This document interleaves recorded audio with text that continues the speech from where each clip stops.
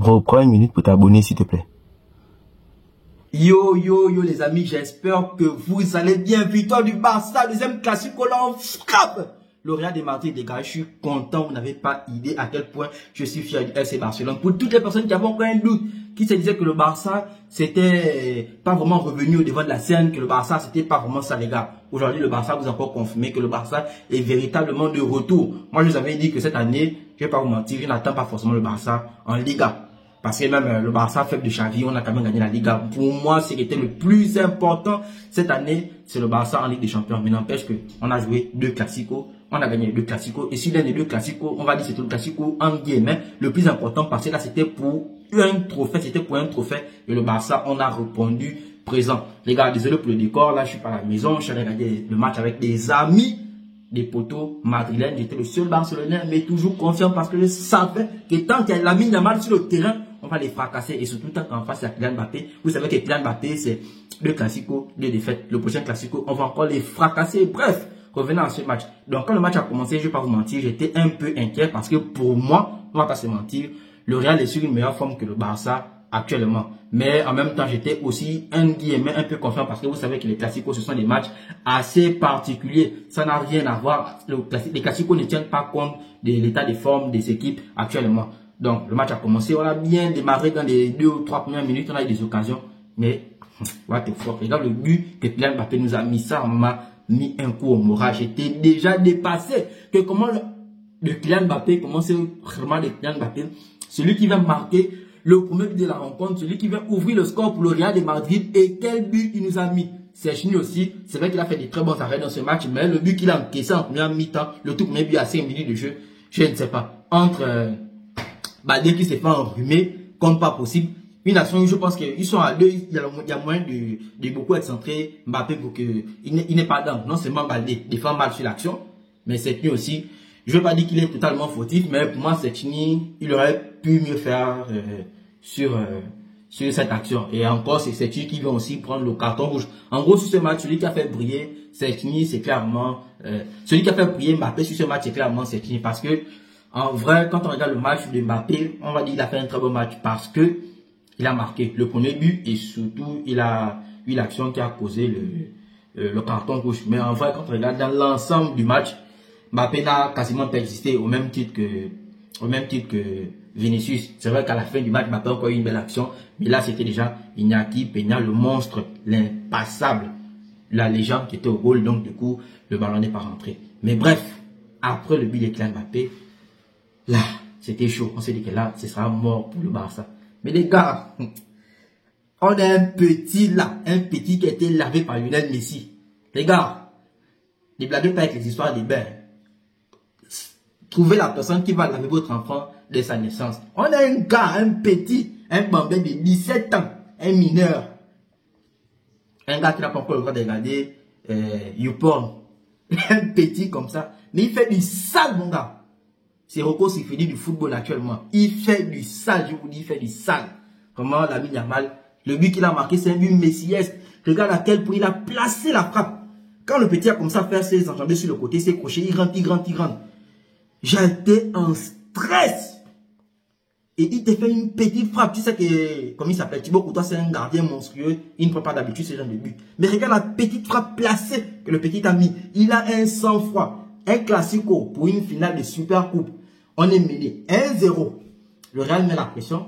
Maintenant, il a toute la lucidité. Il prend son temps, Je pense que sur l'action, il y a eu l'appel de Lewandowski qui a laissé un peu l'espace et avait Rafinha, si je ne me trompe pas, sur le côté. Mais le petit ne s'est pas affolé. Il a pris son temps. Merde! Il t'a passé la frappe comme il fallait. Alors, vraiment, Lamine Yamal, on va pas se mentir, actuellement, il est facile top 2, top 3 mondial. Je dis top 2 parce que pour moi, je ne peux pas dissocier les belles performances de Lamine Yamal et celles de Rafinha. Pour moi, en tout cas, le meilleur joueur au monde actuellement, pour moi, ça se joue entre Lamine Yamal et Rafinha. Ça traîne par là. Vraiment, après, le Barça a déroulé et vraiment masterclass du Barça. De leur côté aussi, c'est vrai que je ne suis pas madrilène, mais de leur côté aussi, je pense que le choix de Carlo Ancelotti, c'est un choix bizarre de faire jouer Tchouaméni dans l'axe de la défense, alors que tu as le petit Asensio qui est là, qui prouve, je ne sais pas pourquoi, ou Ancelotti, je ne sais pas son problème qu'il a avec les jeunes joueurs. À un moment donné, Arda Güler devait être titulaire, Pas maintenant au milieu de la saison, quand il y a eu beaucoup de blessés. Là, Güler devait être titulaire. Maintenant, le gars a tout fait pour qu'Ada Güler ne se trouve pas titulaire. À un moment, quand c'est Hendrik qui devait être titulaire, il a tout fait pour qu'il ne se trouve pas titulaire. Là, Asensio a dépanné. Il a très bien joué. Mais bizarrement, les gars reviennent. Je ne sais pas pourquoi ce match, et puis le match précédent, pourquoi le gars il ne veut plus faire jouer Asensio. Je pense qu'Asensio, c'est vrai qu'il n'y a pas l'expérience que peut avoir un Tchouaméni, mais sur le poste de défenseur central, pour moi, je ne suis pas spécialiste du football, mais pour moi, je pense que Asensio sur ce match, il ne fait pas les bêtises que Tchouaméni a fait. C'est vrai qu'on a gagné 5 buts à 2, mais en vrai, dans les 5 buts, je pense que Tchouaméni a lui seul est plus ou moins responsable sur les 2 buts, et sinon, on va dire 3 buts dans le match. Je pense que le Barça, je ne sais pas, peut-être que le Barça n'aurait pas marqué autant, peut-être que le Barça aurait marqué plus, mais je pense, et je pense que vous allez être beaucoup de cet avis, entre les Barcelonais et les Madrilènes, que si c'est Asensio qui joue dans l'axe de la défense, je pense que en première mi-temps, sur le Barça ne peut pas partir avec 4 buts marqués. Vraiment, Tchouaméni, dans l'axe de la défense aujourd'hui, ça n'a pas été du tout. Et merci à Carlo Ancelotti d'avoir mis Tchouaméni, parce que pour nous, ça nous a fait un bien grand fou. Le Barça m'a vraiment fait plaisir. Quand on est parti à la mi-temps en 4-1, les gars, pour moi, le match était déjà plié. Donc, je n'avais même plus d'inquiétude.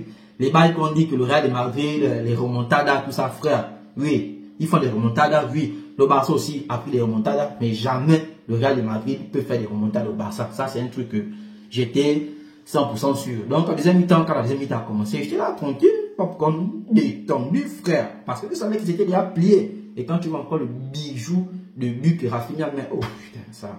Le but de Rafinha, en sorte, on peut dire que, comment dire, il a voulu montrer aussi à Mbappé que frère, c'est vrai que tu as marqué un but, tu as plus ou moins remis de nos défenseurs, mais le but de Rafinha, c'est carrément un bijou de but. Donc, entre le but de Rafinha, le deuxième but de Rafinha et celui de Lamine Yamal, ça c'est Basson. Mais pour moi, l'homme du match, c'est Rafinha. Il marque 2 beaux buts, il fait une passe décisive. Merci aussi à Casado. Les gars, là, je m'en fais dans tous les sens, mais merci à Casado pour la passe qu'il dépose à Rafinha en deuxième mi-temps. Donc, à 5-1, les gars, le match était déjà plié. C'est dommage que c'est Sertini qui était au goal. Sertini, oui, c'est vrai qu'il a bien joué durant tout le tournoi. Et on n'a pas l'en vouloir pour la bêtise qu'il a eu à faire. Mais je pense que Mbappé qui est en train de partir sur son côté, sur son pied gauche, frère, tu n'es pas obligé de t'affoler. Mbappé, c'est vrai qu'il t'a plombé un but, mais tu n'es pas obligé de t'affoler et sortir aussi vite et venir faire cette faute à ce moment-là. Mais bon, c'est pas bien grave. On a gagné, nous sommes contents. Enfin, notre premier trophée, le match était véritablement important pour nous. Parce que si le Real avait gagné aujourd'hui, les gars, on allait remettre en cause, on allait tout remettre en cause. On allait remettre en cause la première victoire, que oui, c'était juste un match du championnat. Alors que là, c'est un trophée. Le Real de Madrid, eux, ils ne jouent pas les matchs, eux, ils gagnent les finales. Ils allaient raconter plein de bêtises sur Internet. Mais aujourd'hui, on a montré que non seulement on s'est gagné les matchs importants, et on s'est aussi gagné des matchs importants qui ont à la clé des trophées. Donc, l'Europe est prévenue pour la suite de la saison. J'espère que cette victoire va aussi nous cavaliser pour qu'on recommence à très bien jouer en championnat. Moi, je reste encore sur ma même position, comme je vous avais dit. Pour moi, le championnat, c'est bien pas une priorité. À la limite, on termine deuxième, troisième, il n'y a pas de souci. Si on peut terminer deuxième devant le Real et que c'est l'Atlético qui gagne, pour moi, ça ne me dérange pas parce qu'en vérité, là où j'attends véritablement le Barça cette saison, c'est en Ligue des Champions. Là, je suis content parce qu'on a gagné la Super Coupe et surtout parce qu'on a encore fracassé le Real de Madrid avec un large score. C'est ce qui fait ma joie. Mais n'empêche que tout ça, si après au finish, on gagne le championnat et qu'on s'est fait fracasser en Ligue des Champions, genre en huitième de finale, pour moi, la saison elle sera pas top. J'attends mon Barça en Ligue des Champions. Je vais voir mon Barça arriver au minimum en demi-finale et en continuant à jouer de la sorte. C'était tout pour cette petite vidéo. Merci de l'avoir regardé. Désolé pour la qualité audio, désolé pour la qualité de vidéo, frère. Vidéo réaction à chaud. On est ensemble et on se capte demain pour une vidéo où on va très bien débriefer ce match. On est ensemble. Visca Barça.